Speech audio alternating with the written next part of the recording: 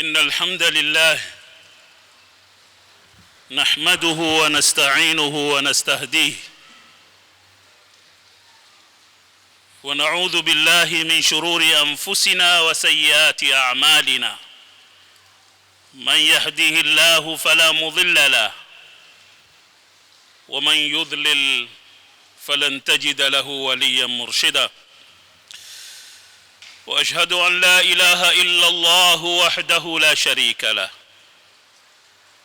وأشهد أن حبيبنا محمدا عبده ورسوله اللهم صل على محمد وعلى آل محمد كما صليت على إبراهيم وعلى آل إبراهيم وبارك على محمد وعلى آل محمد كما باركت على إبراهيم وعلى آل إبراهيم إنك حميد مجيد.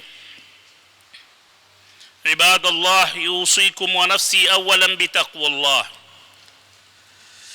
يا أيها الذين آمنوا اتقوا الله حق تقاته ولا تموتن إلا وأنتم مسلمون.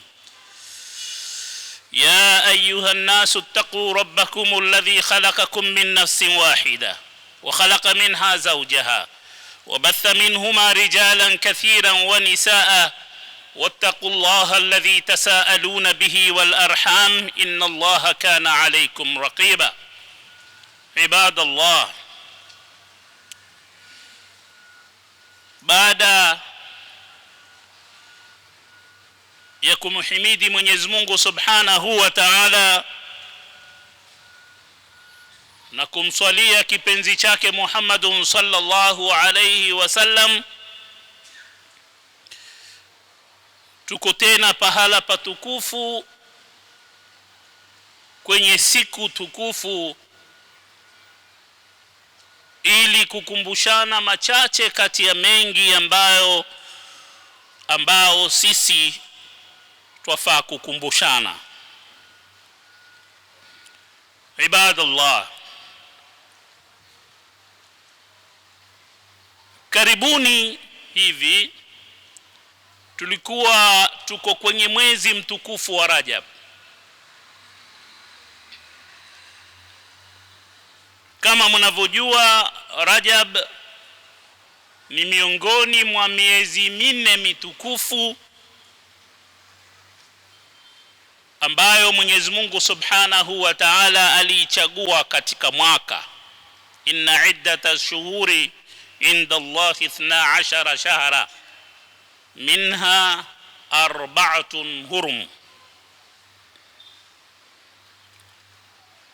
Baada kumalizika mwezi huu wa Rajab, tumeingia kwenye mwezi mwingine.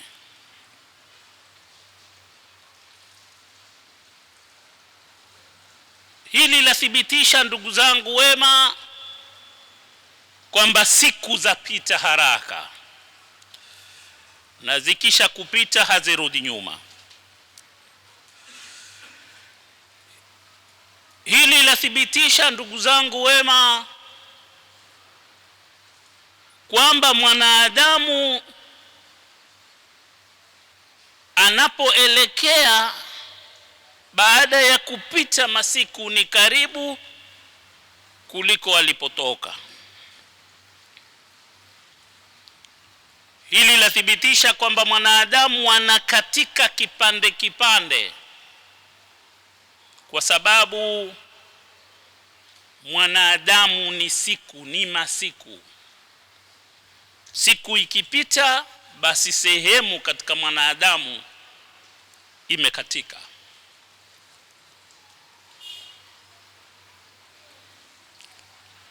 Tumeingia katika mwezi mwingine baada ya kutoka kwenye mwezi mtukufu wa Rajab, ambao bila shaka tulijaribu kwa uwezo wake Mwenyezi Mungu na taufiki yake kuelezea umuhimu wa mwezi huu wa Rajab uliomalizika. Sasa tuko katika mwezi wa Shaaban.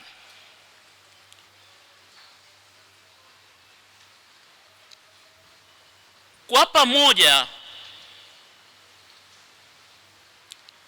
nataka tumsikize Mtume sallallahu alayhi wasallam pamoja na maswahaba zake wakituelezea kuhusu mwezi wa Shaaban.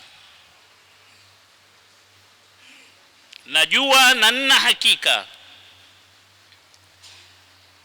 ya kwamba wengi wetu tujua mwezi wa Shaaban kama mwezi wa Shaaban, kwamba baada ya Shaaban ni Ramadhani.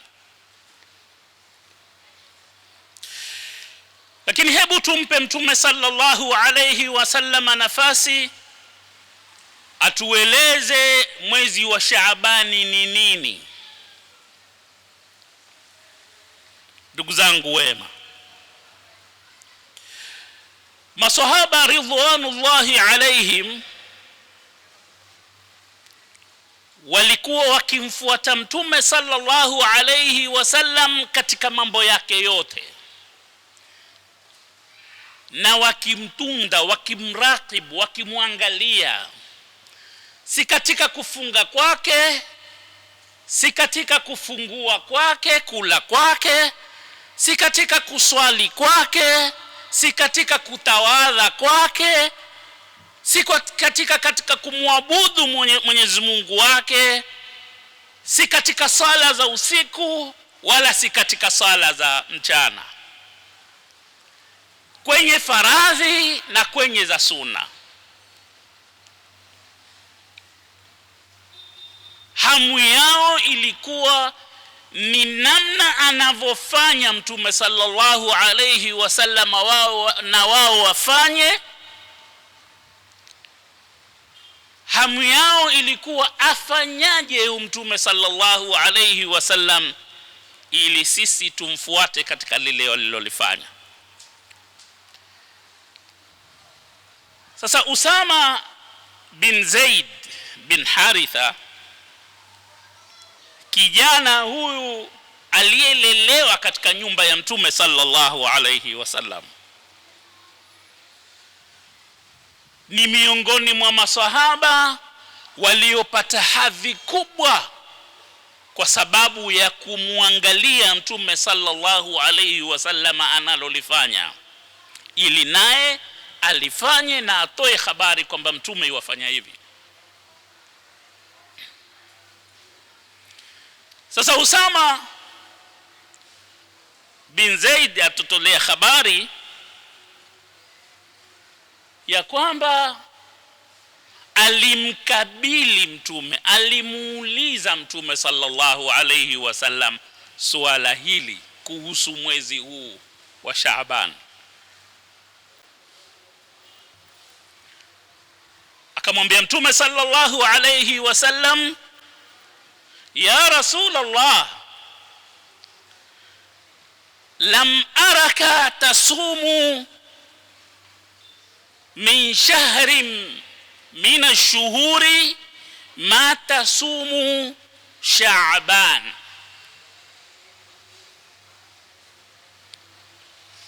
Sikuoni ukifunga katika miezi mbali na Ramadhani kama unavyofunga katika mwezi wa Shaaban.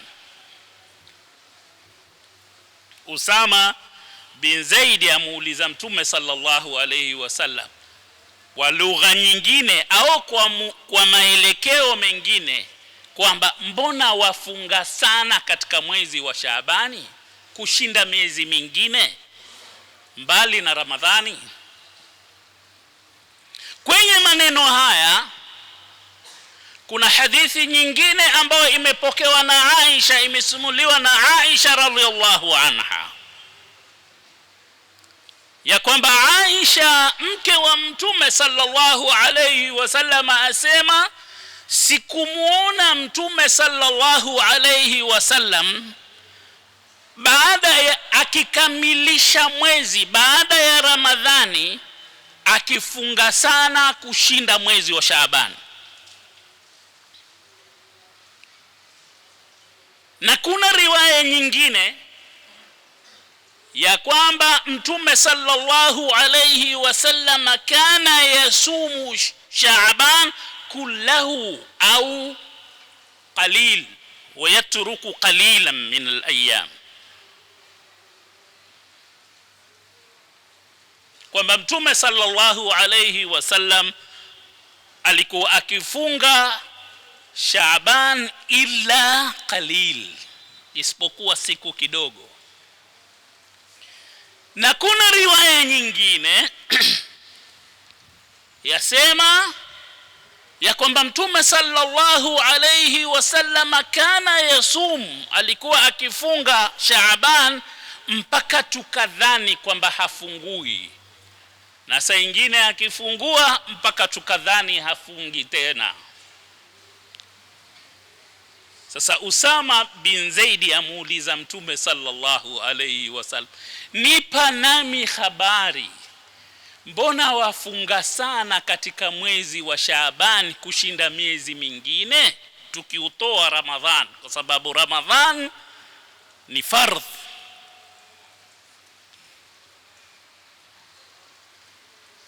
Sasa isikize jawabu ya Mtume sallallahu alayhi wasallam.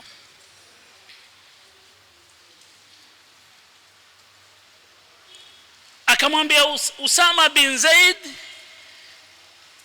dhaka shahrun yaghfulu an-nasu anhu baina Rajabin wa Ramadhan, baina Rajab wa Ramadhan. Huo ni mwezi watu wengi waghafilika nao, ambao uko baina Rajab na Ramadhan.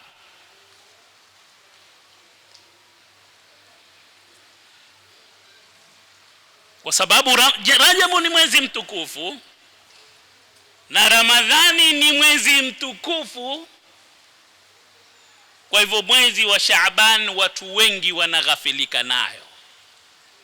Lakini yasikize hayo baada ya hapo, baada ya maneno haya ya kwamba huo ni mwezi ulioko baina ya Rajab na Ramadhan, watu wengi waghafilika nao. Akaendelea Mtume sallallahu alaihi wasallam ili kulijibu suala lile la Usama bin Zaid, akamwambia,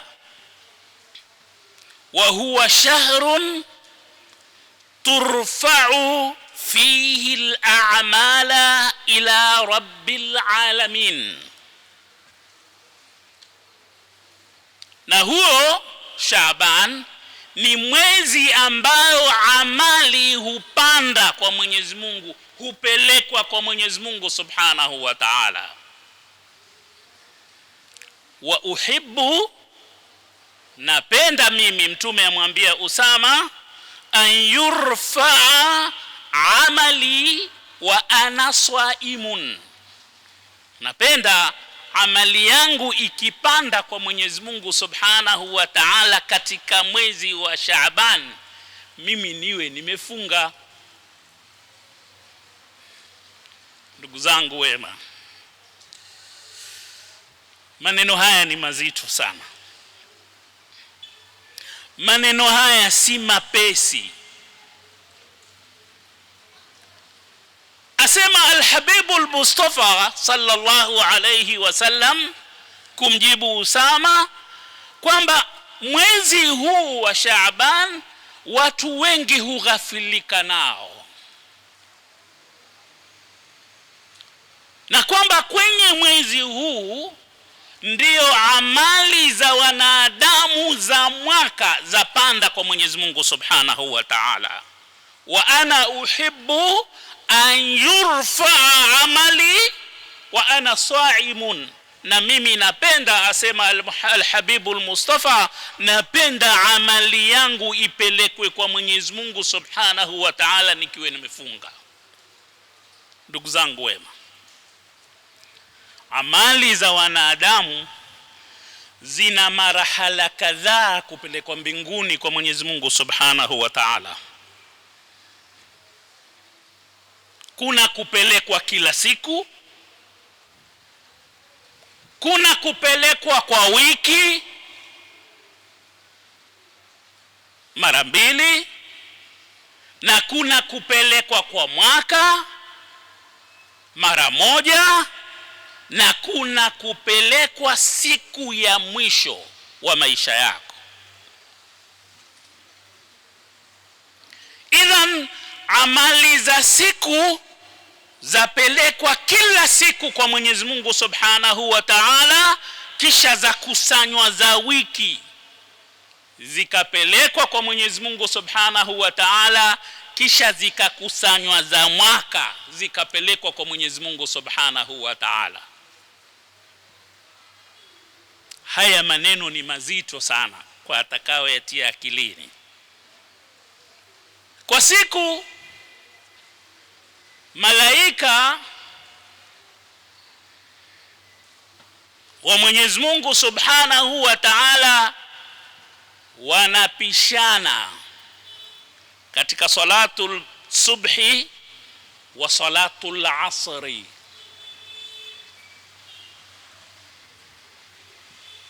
Ili malaika fulani wachukue amali zilizofanywa usiku wazipeleke kwa Mwenyezi Mungu, na malaika fulani wazichukue amali zilizofanywa mchana wazipeleke kwa Mwenyezi Mungu kila siku.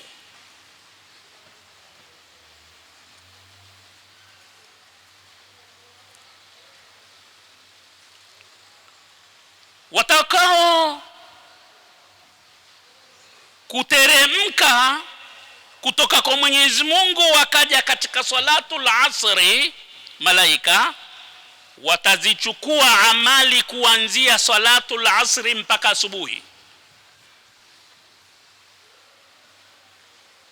na watakao teremka kwenye salatu subhi watazichukua amali mpaka salatul asri.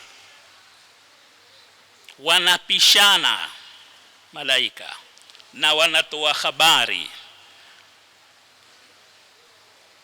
kumwambia Mwenyezi Mungu, nimeenda msikitini nikakutana na mtu nilikutana naye katika kipindi kilichopita.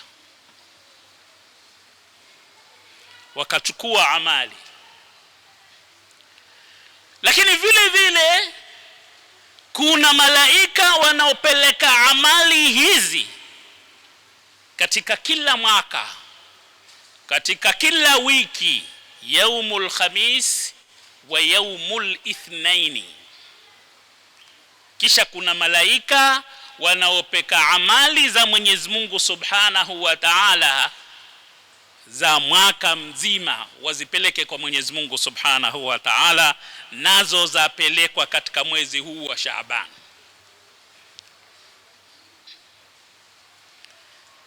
Ramadhani yako iliyopita ulioyafanya mema insha Allah, kwa kufunga kwako, kwa kutoa sadaka yako, basi yapelekwa fadhila hizo, zapelekwa kwenye mwezi huu wa Shaaban.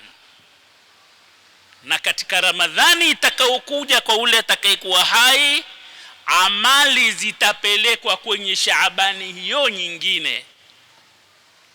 Na kisha kuna amali za kupelekwa kwamba mtu sasa ametoka kwenye dunia, kitabu chake kimefungwa.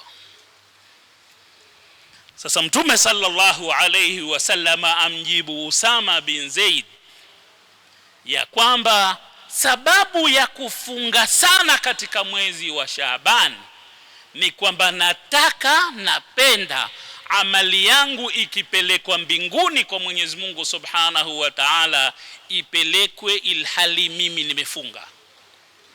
Ndiyo sababu ya kwamba nafunga sana, amjibu Usama bin Zaidi Mtume sallallahu alayhi wasallam. Ndugu zangu wema, lakini kabla ya hapo Mtume asema ni mwezi ambao watu wengi wanaghafilika nao. Sadaqta ya Rasulullah. Ni kweli, kwa sababu watu wengi wanaghafilika katika mwezi wa Shaaban katika kufanya ibada. Watu waweza wakajitayarisha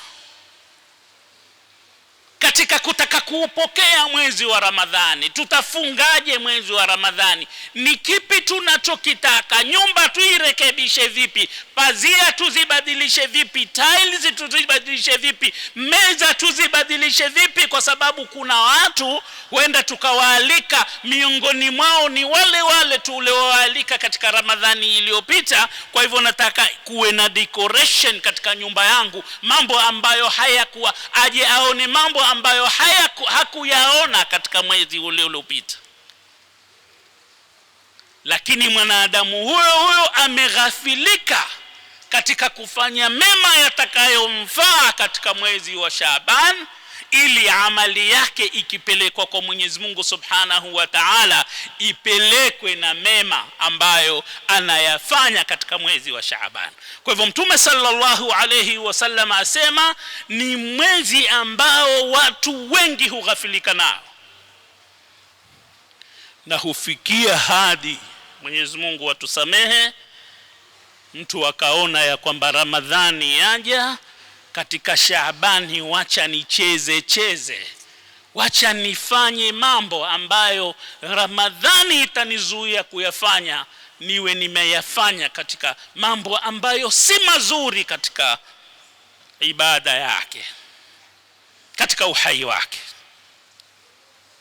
Na ndipo Mtume sallallahu alaihi wasallam akasema ni mwezi ambao watu wengi hughafilika nayo. Ni kweli Mtume sallallahu alaihi wasallam, sisi mambo mengi hughafilika, watu wengi kati yetu hughafilika na mwezi huu wa Shaaban. Kwa maneno haya Mtume sallallahu alayhi wasallam anatushiria ya kwamba tuhakikishe amali unayoifanya ni ile bora tu, ili kitabu chako, sahifa zako zende kwa Mwenyezi Mungu Subhanahu wa Ta'ala zikiwa ni nzuri, zikiwa nyeupe, zisiwe nyeusi, zikiwa safi, zisiwe chafu. Na ni mwezi atushiria Mtume sallallahu alayhi wasallam kwamba ni mwezi wa kujitayarisha kufikia mwezi ambao mambo yake ni mengine, mwezi wa Ramadhani. Na atufundisha Mtume sallallahu alayhi wasallam kwamba tujibidiishe tutakavyojibidiisha kwa kufanya amali njema, ili kujitayarisha vizuri katika mwezi utakao kuja. Si kujitayarisha kwa mambo mengine, lakini kujitayarisha kupokea mwezi wa Ramadhan, ili ikuwe kuna mambo, ndugu zangu wema, umeyazoea, umeyafanyia mazoezi katika mwezi wa Shaaban. Na ndipo Mtume sallallahu alayhi wasallam akawayuafunga sana katika mwezi wa Shaaban. Akenda kwenye mwezi wa Ramadhani, anayefunga sana katika mwezi wa Shaaban atakuwa amejitayarisha vizuri.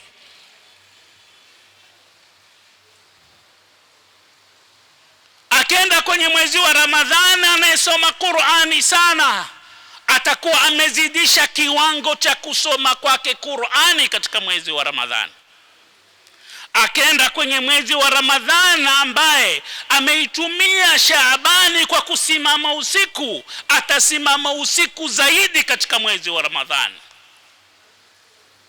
Akenda katika mwezi wa Ramadhani ambaye kwenye Shaabani yake amejifundisha kutoa kwa kirimu maskini na mayatima, atawakarimu zaidi maskini na mayatima katika mwezi wa Ramadhani. Akenda kwenye mwezi wa Ramadhani ambaye mtu amejizuia na maovu katika mwezi wa Shaaban, atajizuia zaidi katika maovu katika mwezi wa Ramadhani.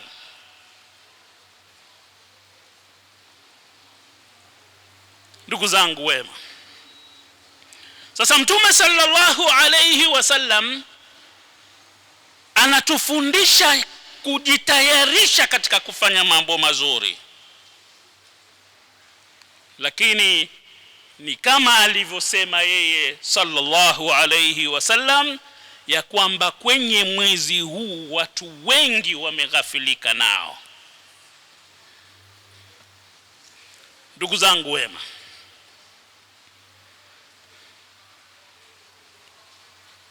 yatia akilini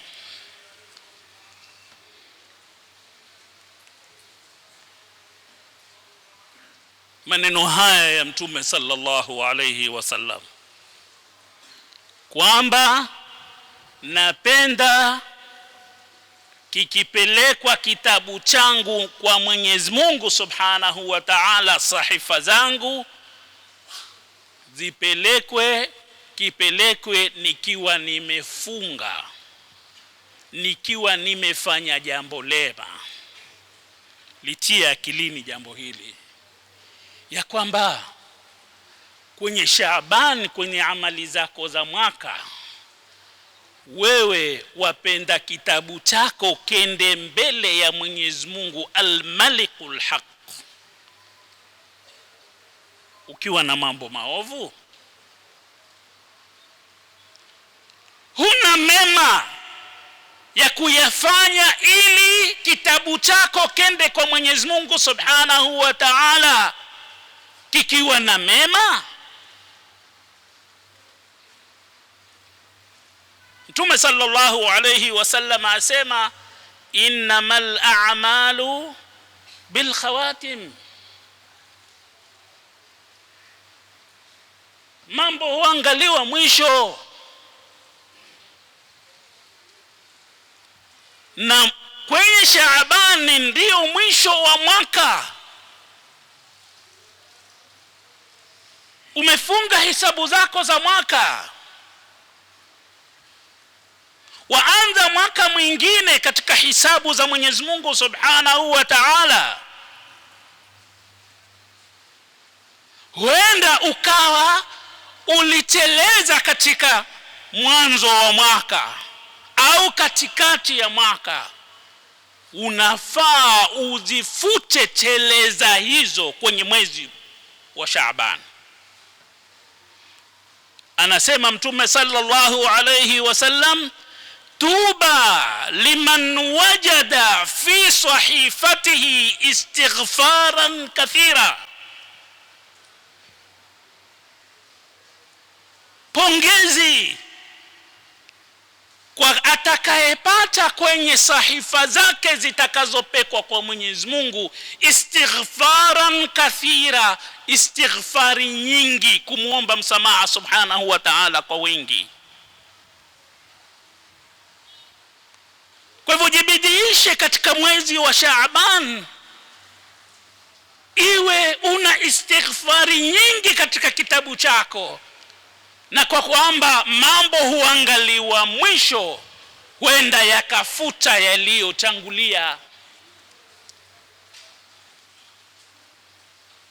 Hivi ndivyo anavyotufundisha Mtume sallallahu alayhi wasallam, kwamba kuna dharura ya mwanadamu arudie hisabu zake, kwamba kuna dharura ya mwanadamu aziangalie upya hisabu zake.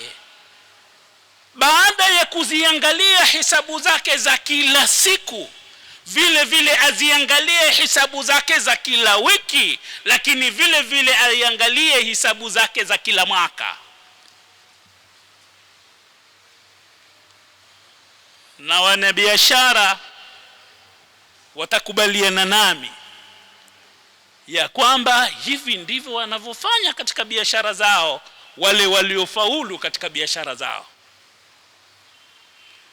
Ni mwanabiashara mzuri aliyefaulu yule ambaye hatoki ofisini mwake magharibi au mwisho wa siku bila ya kujua kilichoingia nini na kilichotoka nini.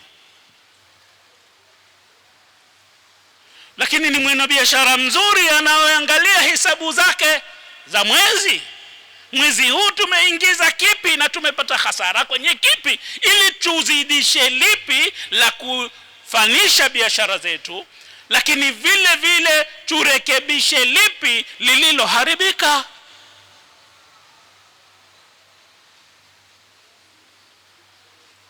Lakini ni mwanabiashara bora aliyeamua kuhakikisha ya kwamba mwisho wa mwaka amefunga hisabu zake kwa aina ipi. Ndugu zangu wema, kuna dharura ya kurudia hisabu zetu za yaum al-qiyama ili tupate salama, kwa sababu Mtume sallallahu alayhi wasallam ashatuambia ya kwamba hizi sahifa malaika wanaoandika zina wakati wake wa kuzipeleka kwa Mwenyezi Mungu Subhanahu wa Ta'ala. Hakikisha sahifa yako iliyoandikwa na malaika basi imekwenda njema, imekwenda nzuri, angalau kwa istighfar, angalau kwa sadaka, angalau kwa saum, angalau kwa kusali pamoja na jamaa, na kila jambo zuri unalolijua ambalo wafaa ulifanye. Aqulu ma tasma'un wa astaghfirullah li wa lakum wa li jami'il muslimin fastaghfiruhu innahu huwal ghafurur rahim wa huwal barrul karim.